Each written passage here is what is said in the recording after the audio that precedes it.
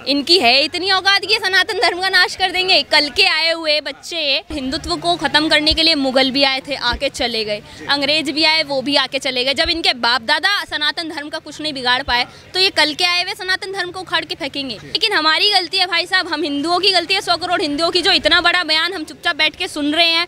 आपने जो ये बयान दिया है, सबसे पहली चीज़ ये अनइंटेंशनली दिया हुआ बयान नहीं था, इंटेंशनली दिया गया। जैसे कि हम उस क्लिप में देखे तो उदयनिधि एक पेपर पे से उस स्टेटमेंट को पढ़ रहे हैं, तो सबसे पहले किस गवार ने वो स्टेटमेंट लिख के दिया? जिसने लिख के दी वो भी गवार और जो पढ़ रहा है वो उससे भी ज्यादा गवार। ये बीमारी है तो ये बीमारी आप ही को लगेगी और आप ही को सर्वनाश करेगी। सबसे पहले तो इस देश के अल्पसंख्यकों को खुश करने के लिए ये सब बयान दिए जा रहे हैं, क्योंकि इनकी राजनीति तो उन्हीं के वोट बैंक से चलती है, उन्हीं से खुश हो जाते हैं। 100 करोड़ हिंदुओं को चुनौती दे रहे हैं, तो यही 100 करोड़ हिंदू आपकी इस चुनौती को एक्सेप्ट करते हैं और आपसे वादा करते हैं कि 6 महीने बाद जो चुनाव होने वाले हैं ना, उस चुनाव में आपकी सत्ता तो बिल्कुल नहीं आने वाली। देखिए हमारे जो राहुल गांधी हैं, मानते हैं ये हिंदू हैं, ये ब्राह्मण बनते हैं, लेकिन ये चुनावी हिंदू है, चुनावी ब्राह्मण बनते हैं। ये इनकी बहन को सावन के अंदर अपनी बहन को ये मटन बना के खिला रहे हैं, ये हिंदुत्व का सपोर्ट करेंगे। हिंदुओं की हार है, अगर ये गठबंधन जीतता है तो सनातन धर्म की और हिंदुओं की हार है।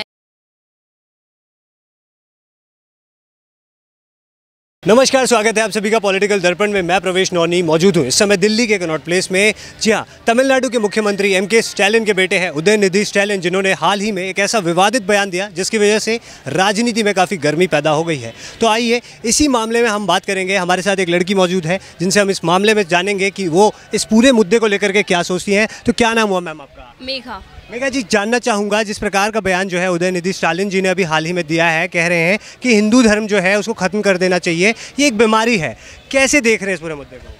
कोई बात नहीं, ये बीमारी है तो ये बीमारी आप ही को लगेगी और आप ही को सर्वनाश करेगी। सबसे पहले तो आपने जो ये बयान दिया है, सबसे पहली चीज़ ये अनइंटेंशनली दिया हुआ बयान नहीं था, इंटेंशनली दिया गया। जैसे कि हम उस क्लिप में देखे तो उदयनिधि एक पेपर पे से उस स्टेटमेंट को पढ़ रहे हैं, तो सबसे पहले किस गवार ने वो स्टेटमेंट लिख के दिया है? और जो जिसने लिख के दी वो भी गवार और जो पढ़ रहा है वो उससे भी ज़्यादा गवार, क्योंकि उसको पता नहीं है कि वो क्या बोल रहा है। और उसके बावजूद उससे भी बड़ी बेवकूफ़ी, एक तो चोरी, ऊपर से सीना चोरी। एम के स्टालिन के जो बेटे हैं उदयनिधि स्टालिन, इन्होंने कल शाम को ही अपने ट्विटर अकाउंट पे ट्वीट करके कहा है कि मैं अपने शब्दों के साथ में खड़ा होता हूँ, मैं माफ़ी नहीं मांगूंगा। तो आप पहले गलती कर रहे हैं और ऊपर से आप इस देश के 100 करोड़ हिंदुओं को, मेजॉरिटी को चुनौती दे रहे हैं। एक भरे स्टेज पे जनता के सामने, मीडिया के सामने आप 100 करोड़ हिंदुओं को चुनौती दे रहे हैं, तो यही 100 करोड़ हिंदू आपकी इस चुनौती को एक्सेप्ट करते हैं और आपसे वादा करते हैं कि 6 महीने बाद जो चुनाव होने वाले हैं ना, उस चुनाव में आपकी सत्ता तो बिल्कुल नहीं आने वाली है। अच्छा, वहीं पर अगर देखा जाए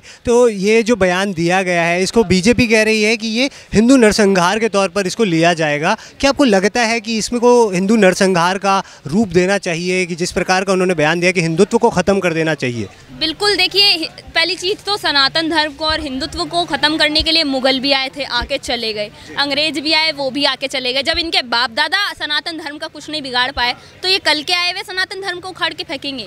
ये जो धरती है ये पवित्र सनातन धर्म की है और उसी की रहेगी, युगों से चलता आ रहा है। मैं तो कहती हूँ आपका ये अभी यही बयान अगर इन्होंने किसी और मजहब के लिए, किसी और पंथ के लिए दे दिया होता या फिर इस्लाम के लिए कुछ कह दिया होता तो इनकी बैंड बच चुकी होती। जिन सरकारी गाड़ियों में घूमते हैं ना उदयनिधि स्टालिन, उन्हीं गाड़ियों में भरी सड़क में जनता के बीच में आग लगा दी जाती, पूरे हिंदुस्तान में बवाल मचा दिया जाता कि आपने हमारे इस्लाम पे बोल कैसे दिया। लेकिन हमारी गलती है भाई साहब, हम हिंदुओं की गलती है, 100 करोड़ हिंदुओं की, जो इतना बड़ा बयान हम चुपचाप बैठ के सुन रहे हैं। उन्होंने कह दिया कि सनातन धर्म को ख़त्म करेंगे और आधे से ज़्यादा हिंदू अभी भी जो सेक्युलर बन के घूमते हैं, उन्हें समझ में ही नहीं आ रहा है कि हो क्या रहा है, राजनीति में आखिर चल क्या रहा है। तो ये जो आग लगी है टीएमके के मन में सनातन धर्म को लेके, श्री राम को लेके, कभी इनके दादाजी कहते हैं कि श्री राम क्या इंजीनियर थे जो उन्होंने राम सेतु बना दिया, कभी इनके पिताश्री कहते हैं कि सनातन धर्म को हम उखाड़ के फेंक देंगे, हिंदुओं को ख़त्म कर देंगे, वरना आरएसएस, और अगर बीजेपी जीती तो आरएसएस का राज होगा, हिंदुओं का राज होगा।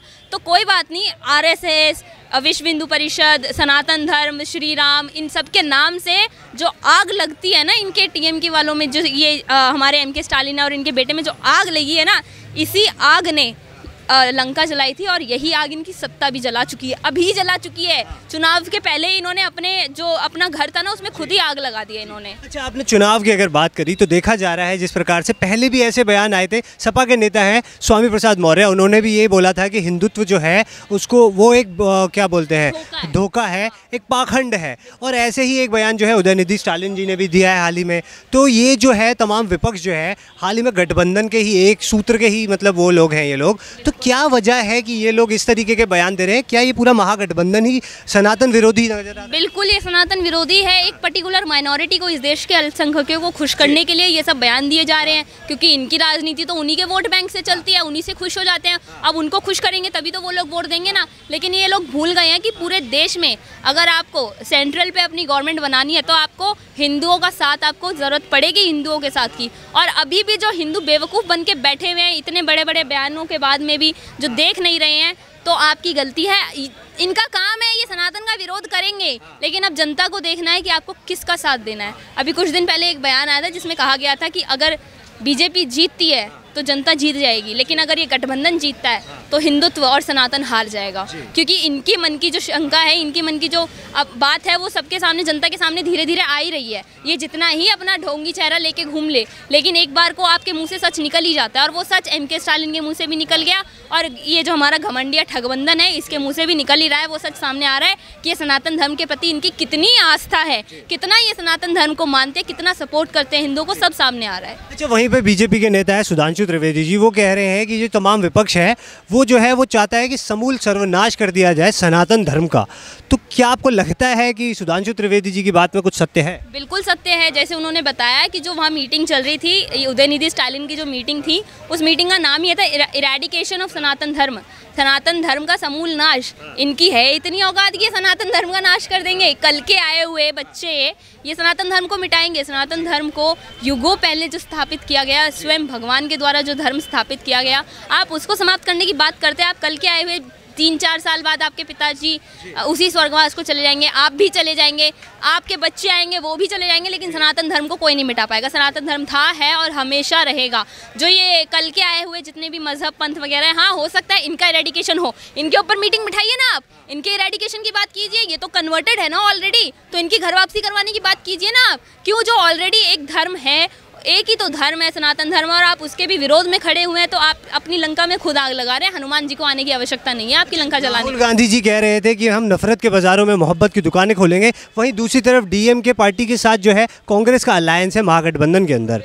तो क्या मतलब कांग्रेस भी इसमें लिप्त नजर आ रही है? क्योंकि हाल ही में जो है कार्ति चिदम्बरम जो है कांग्रेस के नेता है, और KC वेणुगोपाल, ये भी इसी तरीके के बोल को समर्थन देते हुए नजर आते हैं। बिल्कुल, देखिए हमारे जो राहुल गांधी हैं मानते हैं ये हिंदू हैं, ये ब्राह्मण बनते हैं, लेकिन ये चुनावी हिंदू है, चुनावी ब्राह्मण बनते हैं। ये इनकी बहन को सावन के अंदर, अपनी बहन को ये मटन बना के खिला रहे हैं, ये हिंदुत्व का सपोर्ट करेंगे? ये सनातन धर्म के लिए खड़े होंगे जो सावन के अंदर मटन बना के अपनी बहन को खिला रहे हैं? इनकी बहन कहती है कि हम तो कश्मीरी ब्राह्मण हैं, ब्राह्मण लोग लहसुन प्याज नहीं खाते, लेकिन वही सावन के अंदर ये मटन खा रही हैं, वो भी अपने भाई के हाथ का बना हुआ। तो आप जनता को बेवकूफ़ समझ रहे हैं? यहाँ बेवकूफ़ नहीं लिखा हुआ है जनता के माथे पे। अब जनता की नज़रें खुल रही हैं, जनता देख रही है कि कौन उनके समर्थन में खड़ा है और कौन उनके विपक्ष में खड़ा हुआ है। ये जो पूरा हमारा विपक्ष है, जो ये 26 पार्टियां, 28 पार्टियां जितनी भी ये खड़ी हुई हैं, आपको क्या लगता है अगर आप जीत गए? पहले तो हमें लग रहा था कि यार 1% कहीं ना कहीं पे हो सकता है कि ये हमारे गठबंधन की सरकार बन जाए, कहीं ना कहीं से इन्हें वोट मिल जाए, क्योंकि जनता है ही अंधी। लेकिन अब जनता की आंखें खुल गई हैं। इस बयान के बाद तो सच में खुल गई हैं, जो इन्होंने कहा है कि सनातन धर्म को मिटाएंगे। तो आपकी इतनी औकात नहीं है आप सनातन धर्म को मिटा सके। वहीं पे बोला जा रहा है कि विपक्ष के ऊपर ऐसा आरोप लगाया जा रहा है कि विपक्ष जो है, तमाम जो विपक्ष है वो मतलब इस बार 24 के चुनाव में मोदी जी को भी उखाड़ करके फेंक देगा। तो आपको लगता है कि मोदी जी को अगर वो उखाड़ करके फेंक देंगे तो हिंदुओं के ऊपर, जो सनातन के ऊपर जिस तरीके की टिप्पणियाँ की जा रही है, वो सत्य होकर के निकल सकती है? सत्य हो जाएंगी सर, वो बिल्कुल सत्य हो जाएंगी। सबसे पहली चीज़, विश्व हिंदू परिषद को ख़त्म किया जाएगा, बजरंग दल को बैन किया जाएगा, RSS कमेटी जो हमारी बैठती है उसको भी रद्द कर दिया जाएगा। उसके बाद जो PFI बैन हुआ है उसको दोबारा लागू कर दिया जाएगा। जिस तरीके से केरला में कन्वर्जन चल रहा है, पूरे देश में कन्वर्जन चलेगा।